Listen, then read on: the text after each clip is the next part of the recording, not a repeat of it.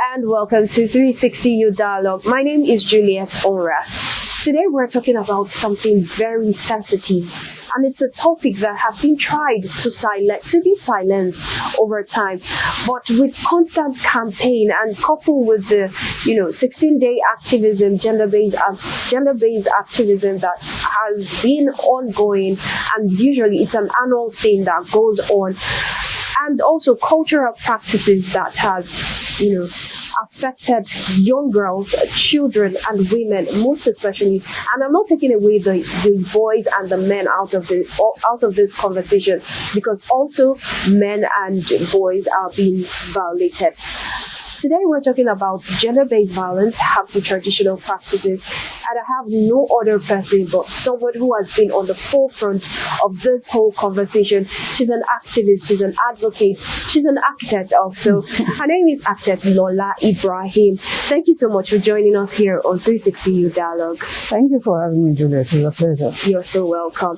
Okay, you've headed WAVE Foundation, Women Against Violence and Exploitation, if I'm right? Yeah. Okay. And you've initiated campaigns like Stop the Courts and all that.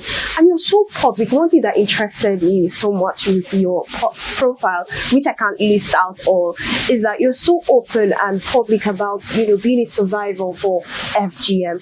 But before we get to your story, I want us to take a look at gory details surrounding harmful traditional practices. So we need to first understand how did we arrive at the fact that we term it harmful traditional practices. These are cultural practices that have been passed down from generation to generation. And as at the time they started the practice, it wasn't seen as harmful. It's over time that women realize that these practices are harmful. I mean, you can't give one positive effect of FGM. So initially, when they started, they felt there was a need for them to cut women, and over time, we realized that these practices medically has no benefit to the woman's body. And so that's why we're now campaigning that, look, these practices are harmful. They are not traditional practices that should continue. There are practices that are traditional and are cultural that uphold and define us as a people. But this particular one has no benefit. And so we're saying do away with them.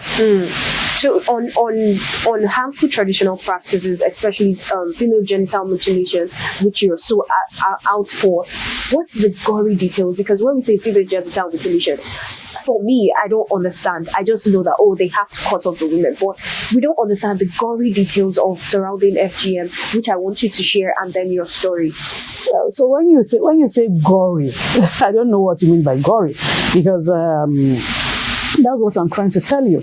You don't go to a people and tell them their practices are wrong.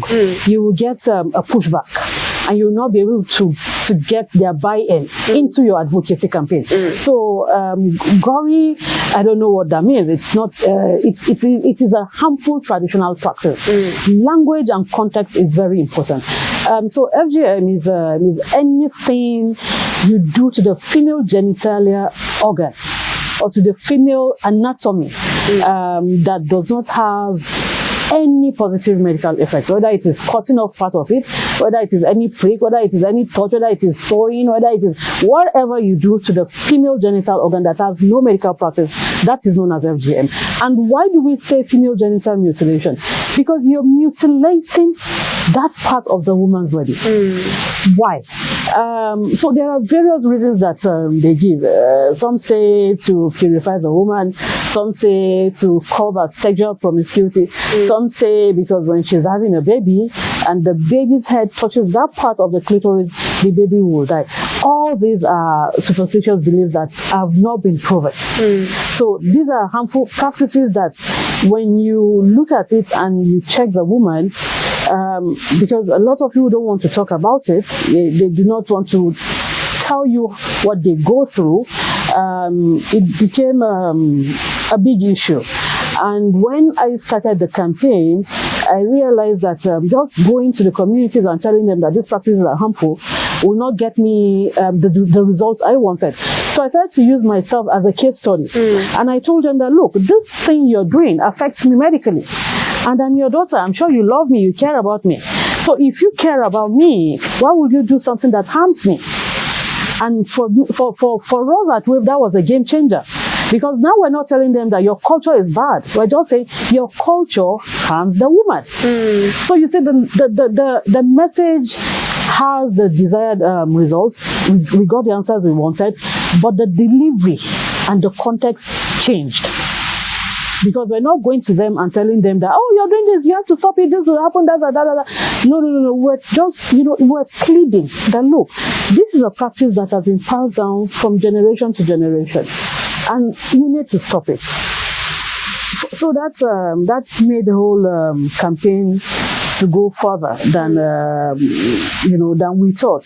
And because Nigeria is big, 230 million people, or how many? And FGM is practiced practically in everywhere. Across all regions. And the only place I've not heard FGM being practiced is the Gwaris. The Yorubas practice FGM, the Hausas practice FGM, the Igbos practice FGM. These are the three major tribes. And that was why we partnered with a TV station and we did jingles in Hausa, in Yoruba, and in English. Just to sensitize people that, look, FGM is a harmful traditional practice, and there are laws that protect women. Although, to the best of my knowledge, I don't think anybody has ever been arrested, prosecuted, or jailed. And as long as there is no consequence for action or inaction, these practices are bound to go on. And you'll be surprised, it's not just in the rural areas that FGM is being practiced. Even in urban centers, there's what we now call the medicalization of FGM. So, which means rather than take them to the traditional wanzami, like the one who did mine was a wanzami, they take their kids to the hospitals. And you have qualified, certified medical personnel carrying out this practice. So it's not even because you say the people doing it are uneducated. Elites are doing it. And that's why it's important to push that campaign in a language or in the context that people can relate to. Yeah, that's right. Just so I don't get so personal with your own story, when it comes to the effect, a lot of people, the prominent harmful traditional practices out there are early marriage, FGM, and all that. But surrounding that, what are other harmful traditional practices that are really under the limelight that people are not aware of, but also have effect on young people? So one of the very prominent harmful effects of FGM that is also tied to early child marriage is VVF. And VVF is a big issue, but we're not paying attention.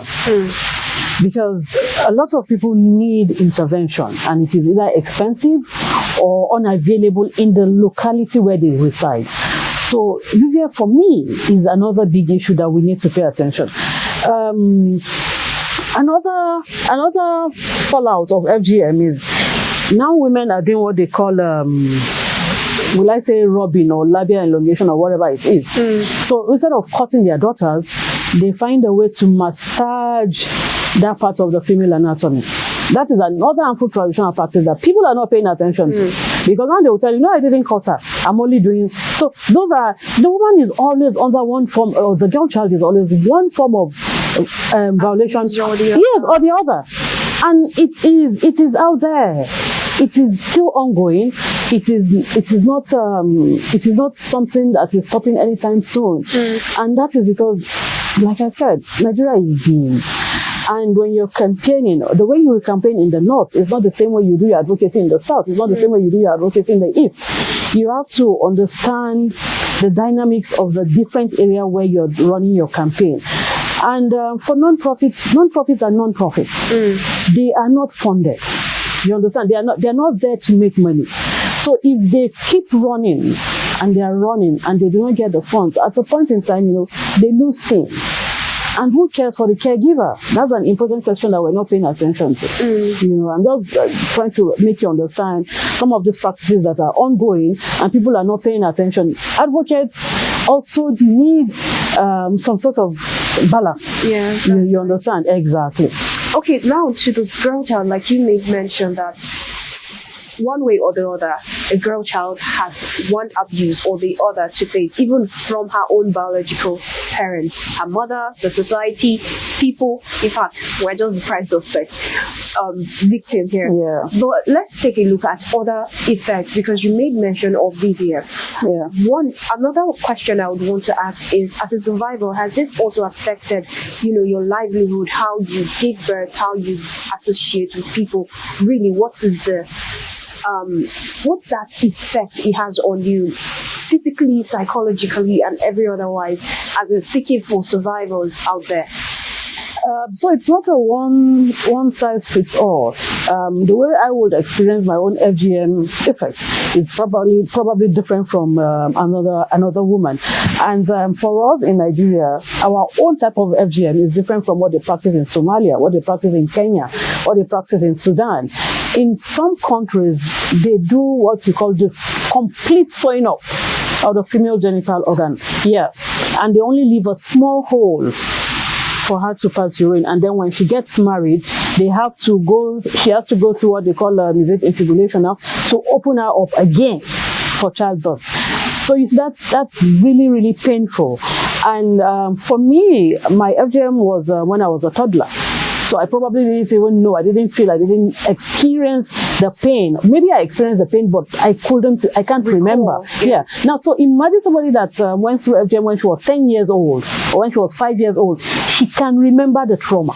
She can remember the pain. She can remember everything.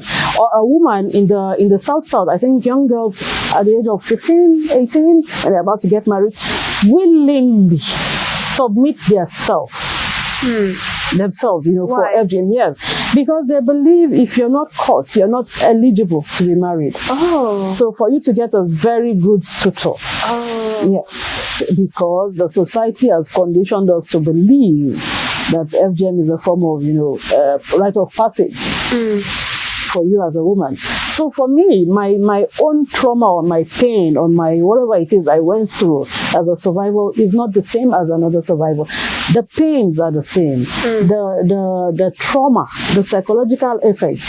And FGM has affected my ways in has affected my lifestyle in several ways. I had to go through cesarean section 4 times here to have my kids. And every time I look at myself down there, that looks really funny. That's a funny shape. And I wonder what my life would have been if I had my clitoris. Would it have been different? Would, so many questions. So many questions. I had to go see a therapist that, talked to me. I was lucky because I was able to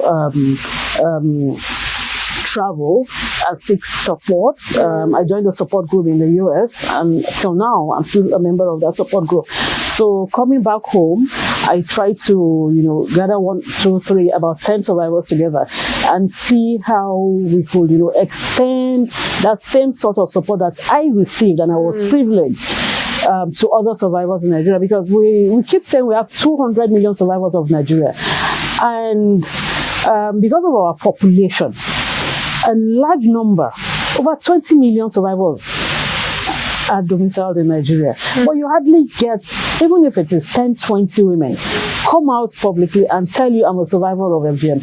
And I keep saying that, look, the more we have survivors speaking out, the easier it is for us to be able to counter this hydra-headed monster and, tackle it once and for all. Because if you keep quiet, people assume it's okay, you're doing fine. That's true. You understand? So if we do not speak out, and that was why I started the campaign using myself as a case study, that look, I am a survivor of FGM. My mother is a survivor of FGM. My grandmother is a survivor of FGM. Absolutely. I come from a lineage of women that everybody was caught. Everybody was caught because it was assumed is normal. And when I asked my mom, when I had the courage to ask her that, look, why did you caught me? She told me, oh, your grandma said if you're not caught, that you'll be an outcast. And I didn't want you to be an outcast. And that was why, I took you to the quarter. So for me, it has a lot of effects. None is positive. all of them are negative. All of them are negative. And also, it also endangers the woman, especially as a whole, because a lot can happen. She can be as tender as she is. She can bleed to death, and if not taken care of at that point. And also, even like you mentioned, you've gone through cesarean sessions here and there just to give birth to your own child, which supposedly is not supposed to be so. And let's talk more on before we talk more on FGM. I want us to also focus on this other side of the topic, gender-based violence. A lot of people are like, gender-based violence, gender-based violence, gender-based violence. Every time, it's like a topic that is out there, but nobody's hearing. Now, why do you think gender-based violence is necessary to be, hammered on? Because some people are like, women, you guys are always, any small thing, if you talk gender-based violence, any small thing, gender-based violence. Why do you think it's necessary we keep hammering on this particular topic? It is important we keep talking about GBV.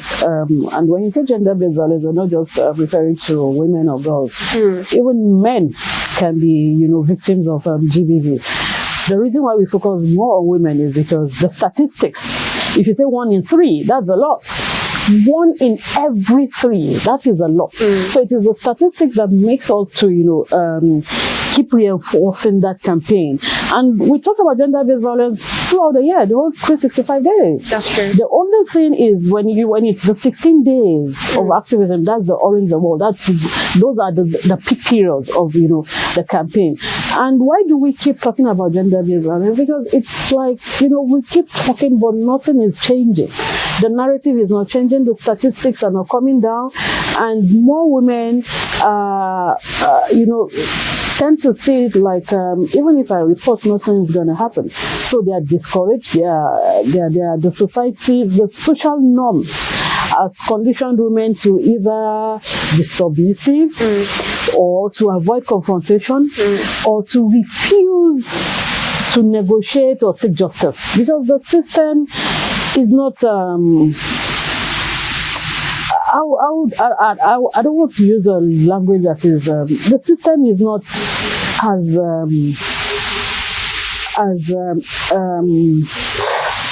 I'm thinking of what to use now. The system is not helping us. Let me put it that way. Because when rape victims report in the police stations, the first point of contact is a male. When you go to the media, most of the people working in the media, a large percentage are men. So they tell that story from the perspective of a male. When you go to people with access, with resources, most of them are male.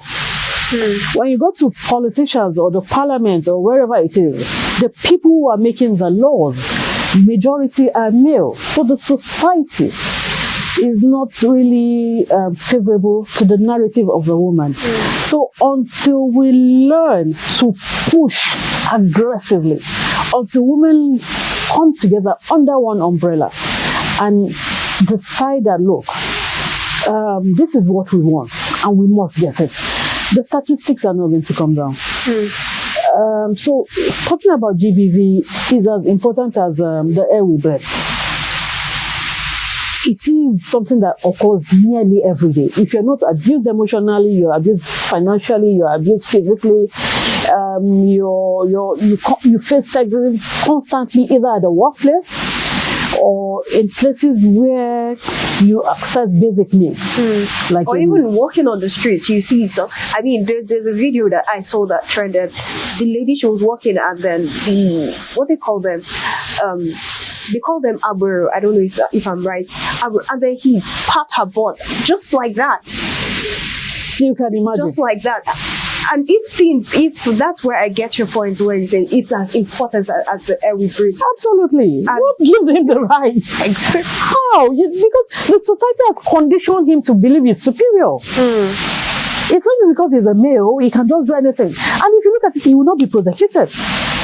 He goes away scot-free.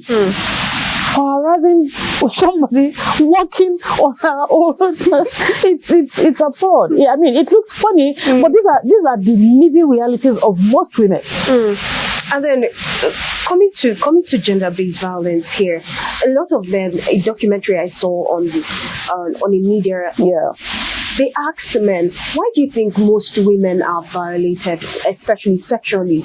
And then they said, one of them said, it's because of the way they dress. And coming to think of that, I realized that if we say, okay, it's the way women dress that causes violation, especially sexually, what about children?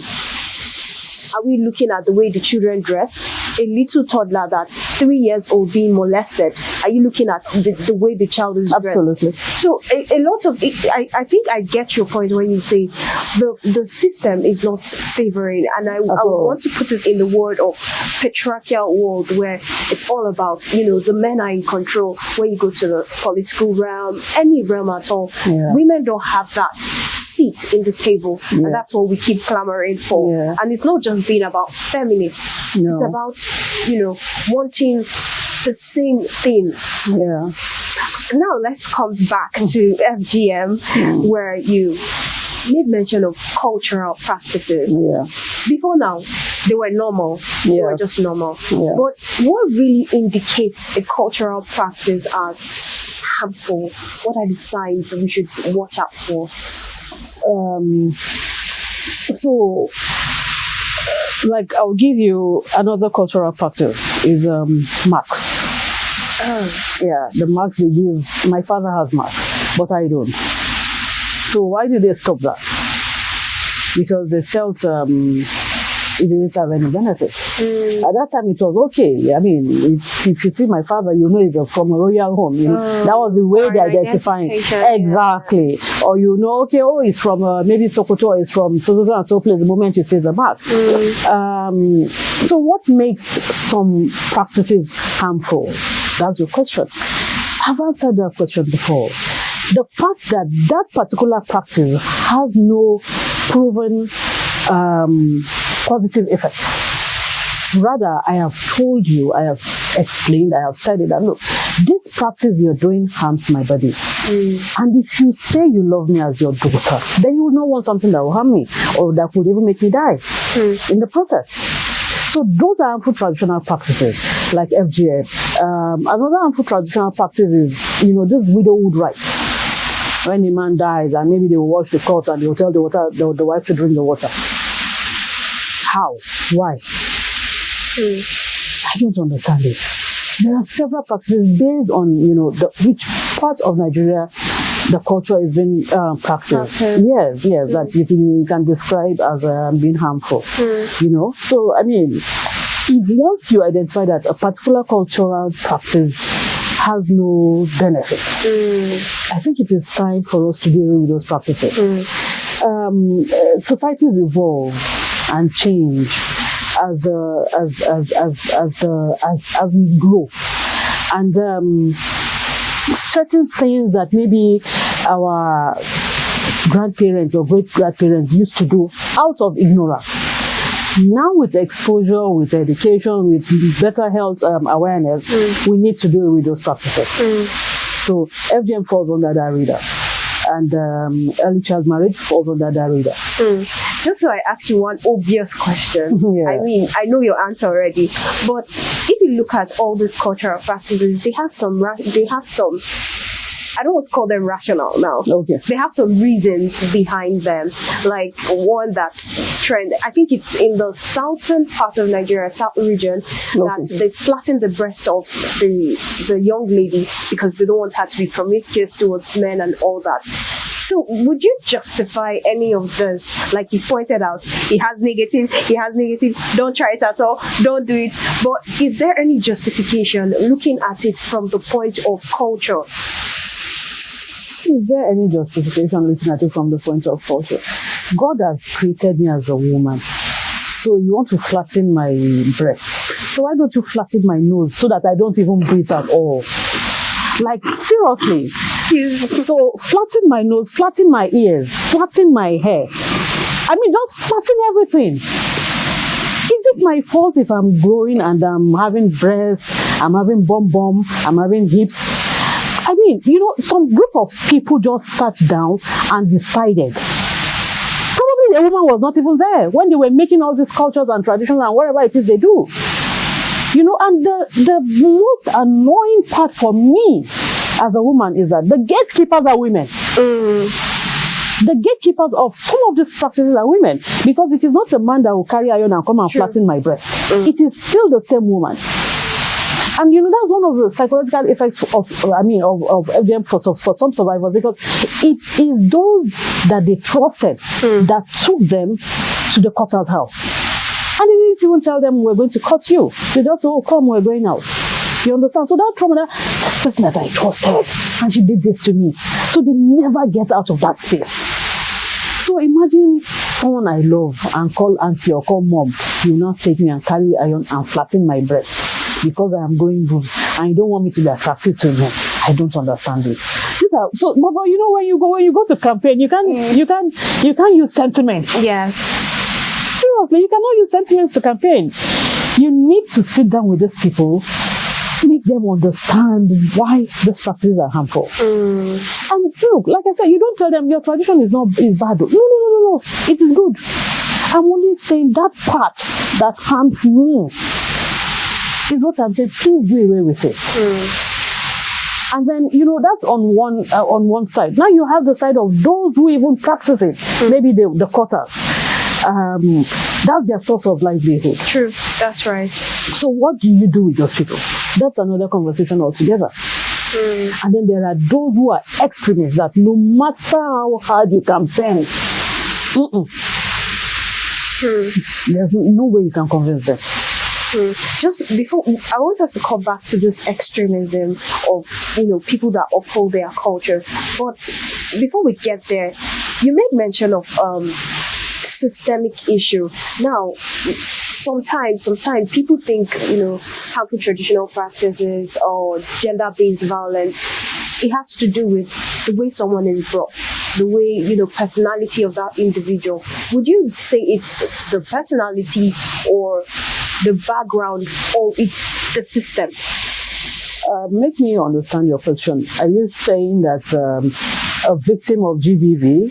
Not the victim, now the perpetrators. The perpetrators. Do they do that because it's their personality? Looking at gender-based violence, most especially, do they do that because that's their wiring, that's the way they were brought up? Let me give you an instance. A man who was brought up with a strong hand, seeing the society, or seeing his father beat his mother, he has excuse me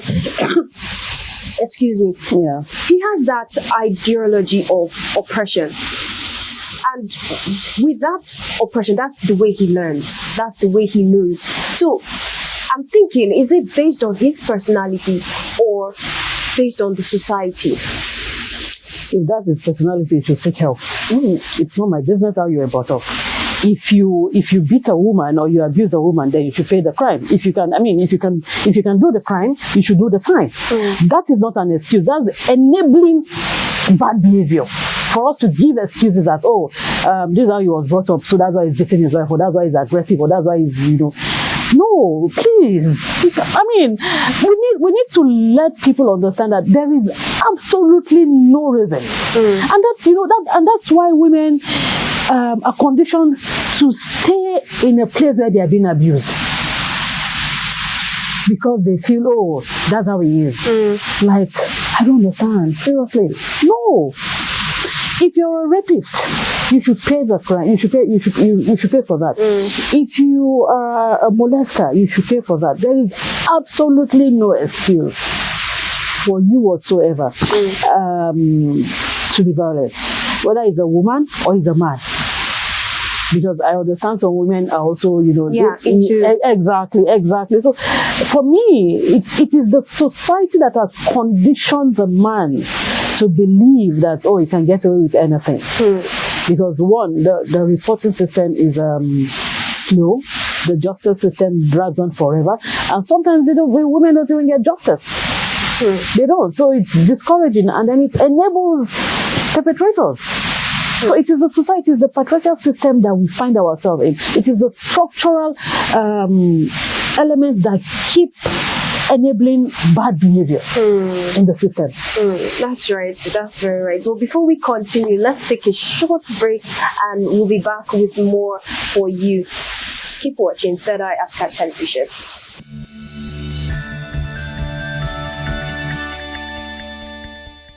If a husband, a man and a wife is fighting and it results to violence, not just quarrel, as a neighbor, you need to interfere because a strength of the man is more than a strength of the woman.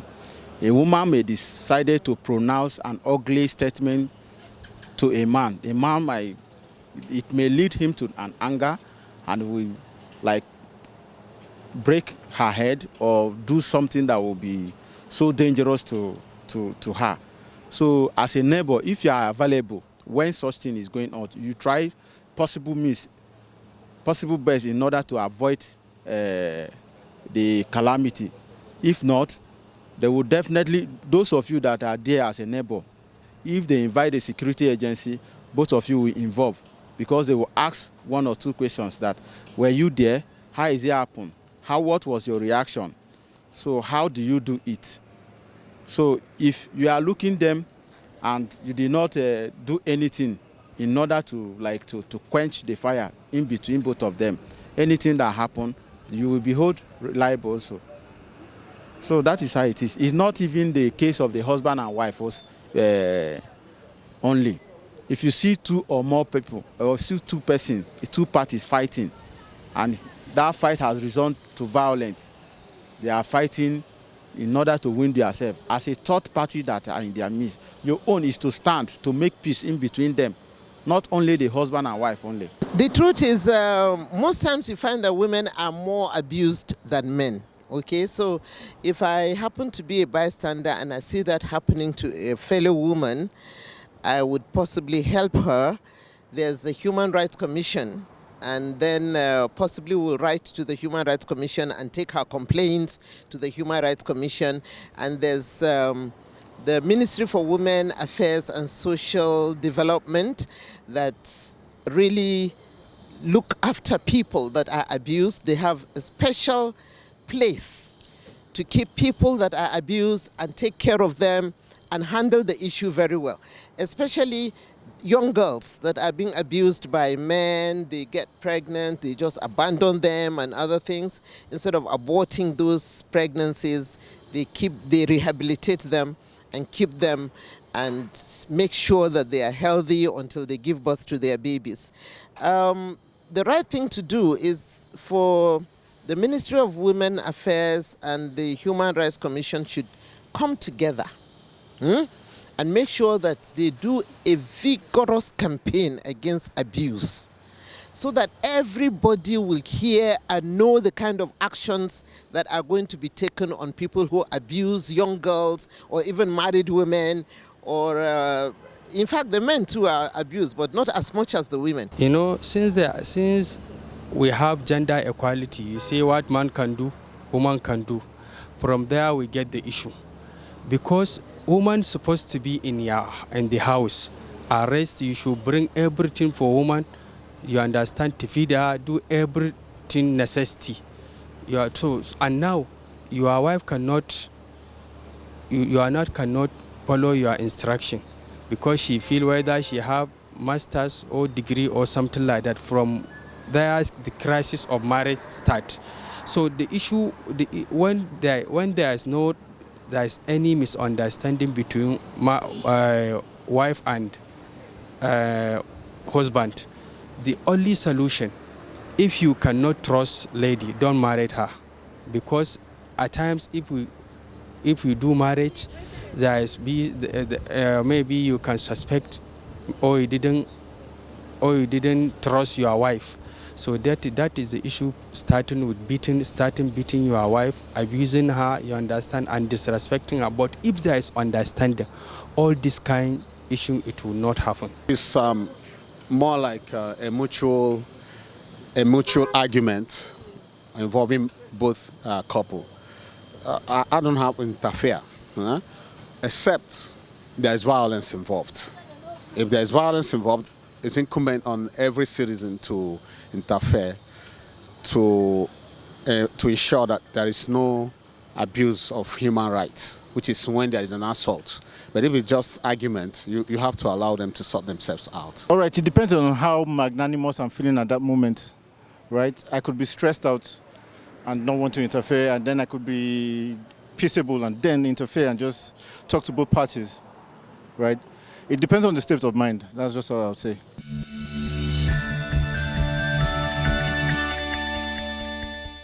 Thank you for staying tuned here on Third Eye Africa Television. You're watching 360 U Dialogue. I've been having a wonderful conversation, a very sensitive conversation here with architect Lola Ibrahim, and she has passionately spoke on gender-based violence, harmful traditional practices.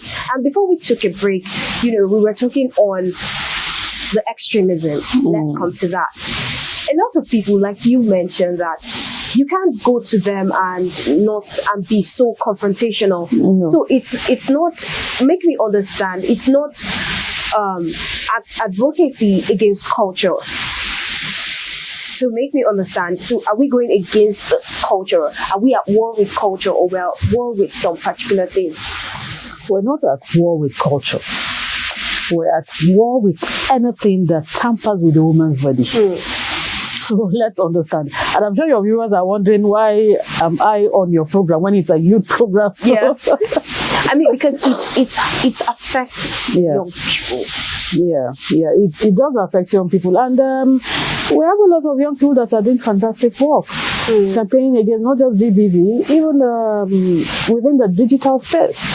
Because there's also cyberbullying, there's cyber stalking, there's so many kinds of violation going on online. So there are young people that are, pushing this narrative and making people understand that, look, you cannot hide behind the keyboard and commit whatever it is you want to do. Yeah. So, Interesting. Yeah. Okay, let's talk early marriage. I was thinking, this is just my thoughts. Yeah. So before I tell you my thoughts, let me ask you. Okay. What really is early marriage? So, for me, this is just my own view. It's not from the books. Early marriage is when you marry off the girl child before she fully develops or understands what it is she's going into emotionally. And that's why you see a lot of times people tend to say, okay, at least let her finish secondary school. Okay. At least let her finish secondary school, especially in some part of Nigeria.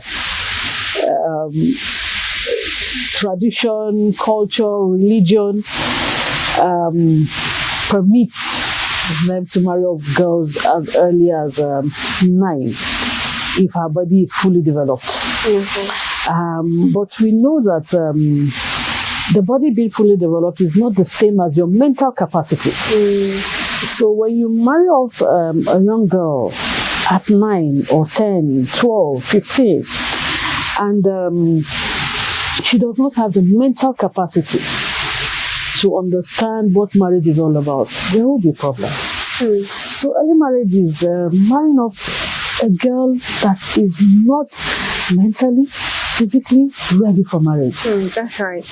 And I'm glad that you highlighted it as being mentally ready for marriage, because a lot of people have come out to say, oh, once you're 18, you're ready for marriage. Once you're this, you're ready for, once you're 25, you're ready for marriage. So I have the question, the thought that came to my mind is, who made 18 the right age for marriage?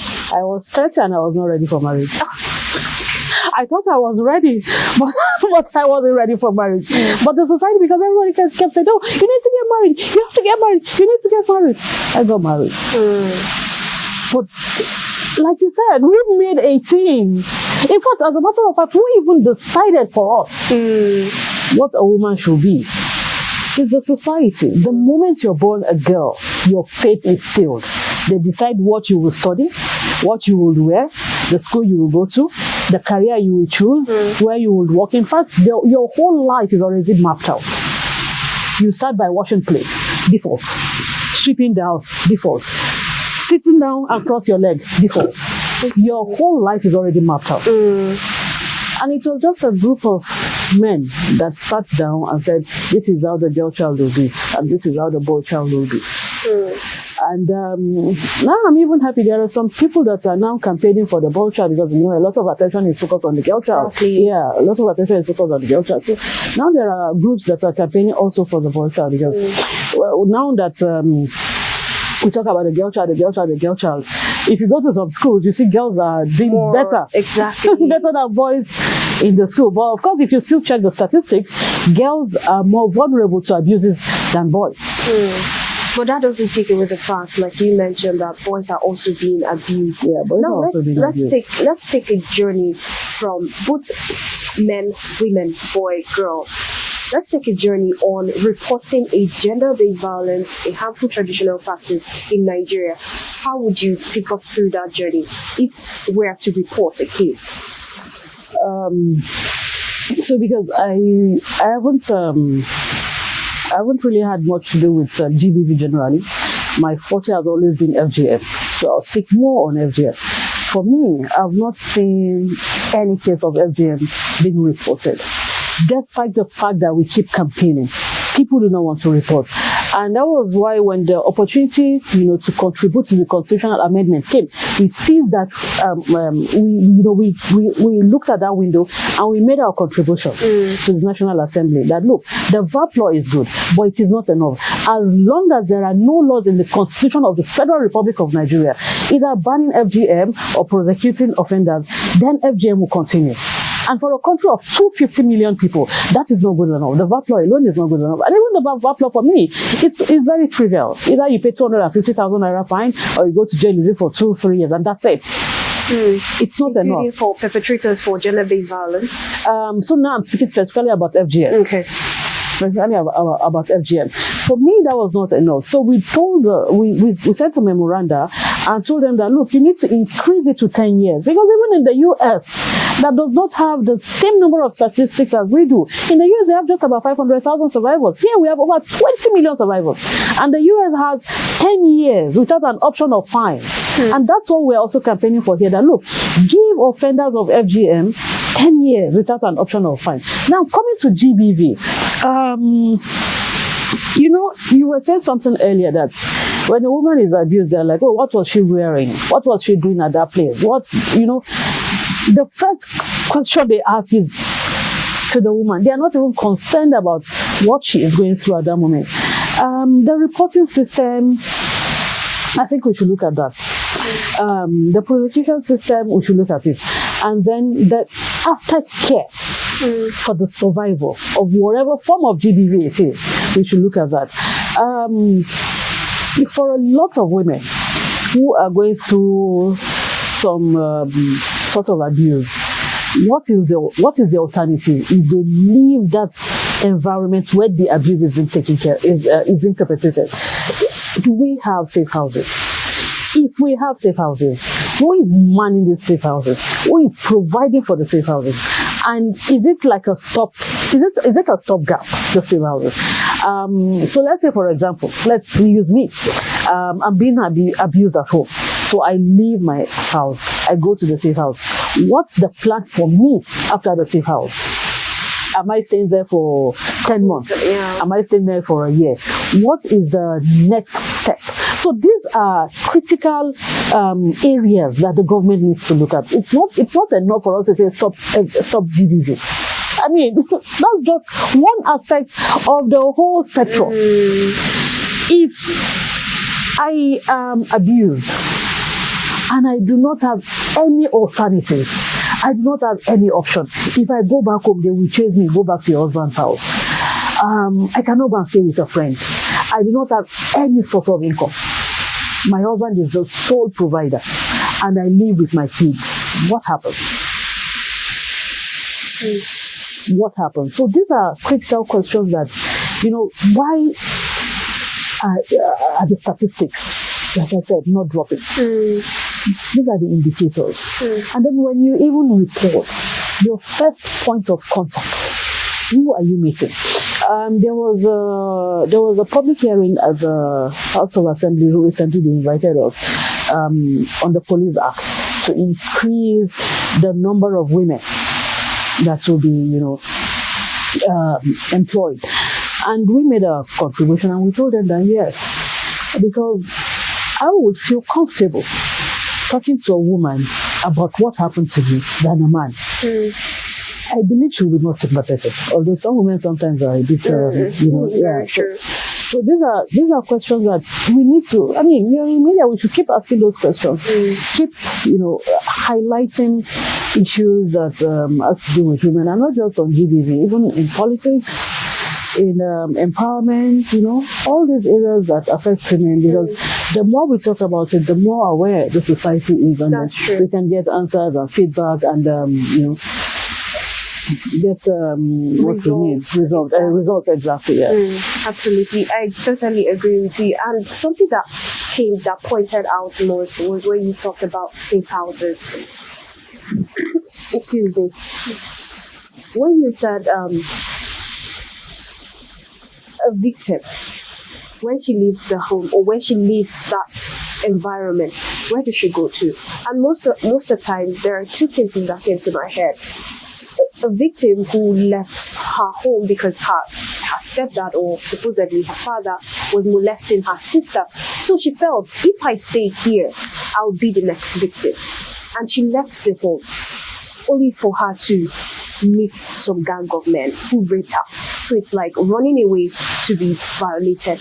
And another story I can remember was the woman, she kept staying in the house and kept, being molested, being violated, until she took justice to herself, and unfortunately, it ended up her husband's life. She on a life tape. So we're seeing instances of that sort, and I think this is what recycles GBV.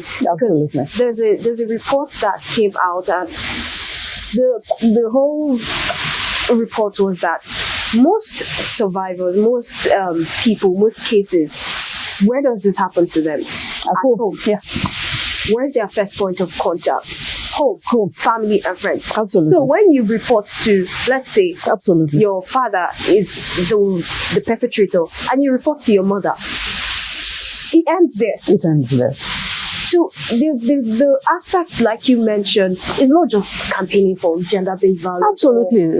Traditional practices. It's about, what's around. That's just one aspect of the spectrum. Okay, two cases I would mention. Recently, there was a story of a man that kept raping his 3 daughters.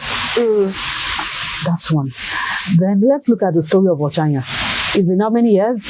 And still, justice has not been served. The poor girl is dead. And it was at home.